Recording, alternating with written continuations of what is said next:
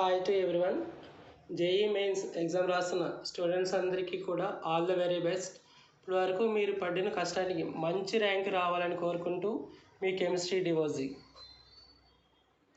ఈరోజు మార్నింగ్ అంటే January 22 morning షిఫ్ట్లో ఇచ్చిన కెమిస్ట్రీ పేపర్ అనాలిసిస్ చూసుకుంటే అన్ని క్వశ్చన్స్ కూడా ఎన్సీఆర్టీ బుక్ నుంచి డైరెక్ట్గా ఇవ్వడం జరిగింది.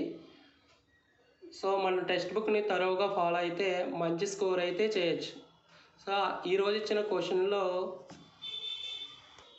One of the simplest question from the inorganic chemistry నుంచి మనకి సింపుల్గా ఒక క్వశ్చన్ ఇవ్వడం జరిగింది. For the complex ion NaCl4 2- what is the charge on the metal and shape of the complex respectively. మనకి ఇచ్చిన కాంప్లెక్స్ కాంపౌండ్ చూసుకుంటే NaCl4 ఓవరాల్ ఛార్జ్ -2 ఉంది. దీంట్లో మనం ఛార్జ్ క్యాలిక్యులేట్ చేయాలి, షేప్ ఏంటి కూడా చెప్పాలి. దీనికి ఆన్సర్ వచ్చి ఛార్జ్ +2, షేప్ వచ్చి టెట్రాహైడ్రల్ షేప్. దీని ఛార్జ్ ఏ విధంగా క్యాలిక్యులేట్ చేయాలో చూద్దాం. సో ఆక్సిజన్ స్టేట్ చూసుకుంటే క్లోరిన్ ఆక్సిజన్ స్టేట్ చూసుకుంటే -1, Na+4 × Cl = -2.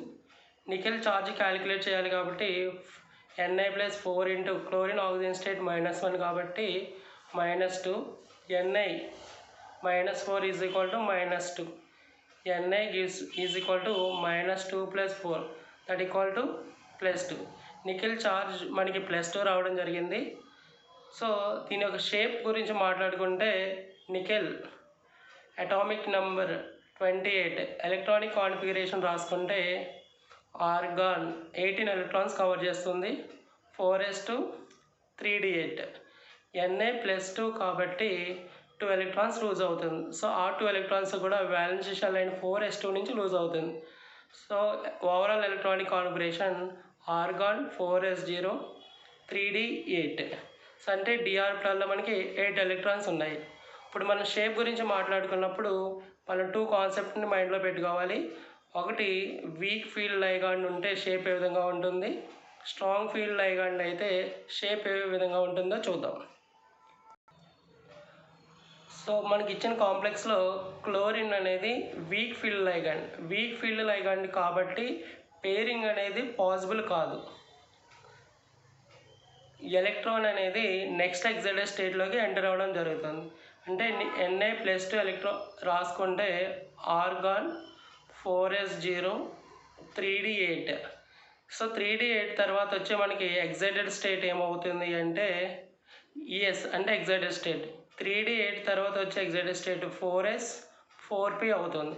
ఇది వీక్ ఫీల్డ్ లైగాండ్ కాబట్టి d ఆర్బిటాల్ ఉండే 8 ఎలక్ట్రాన్స్ని కూడా మనం ఏం చేయకుండా ఆ విధంగా ఉంచేస్తాం. తర్వాత 4s ఆర్బిటాల్ 4p ఆర్బిటాల్స్ గురించి మనం రిప్రజెంట్ చేసుకుంటే ఇందులో 8 ఎలక్ట్రాన్స్ ఉన్నాయి కాబట్టి 1 2 3 4 5 6 7 8 వీక్ ఫీల్డ్ లైగాండ్ కాబట్టి ఇవి ఆ విధంగానే ఉండడం జరుగుతుంది.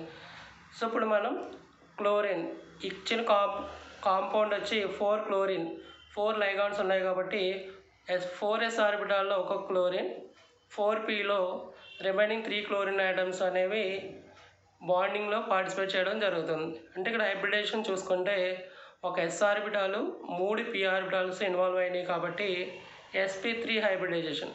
sp3 హైబ్రిడేషన్ ఉంటే మనకి ఏ షేప్ వస్తుందంటే టెట్రాహైడ్రల్ షేప్ వస్తుంది. సో మనకు ఆన్సర్ వచ్చి ఛార్జ్ +2 ఉంటుంది నికెల్ మీద, షేప్ వచ్చి టెట్రాహైడ్రల్ ఉంటుంది.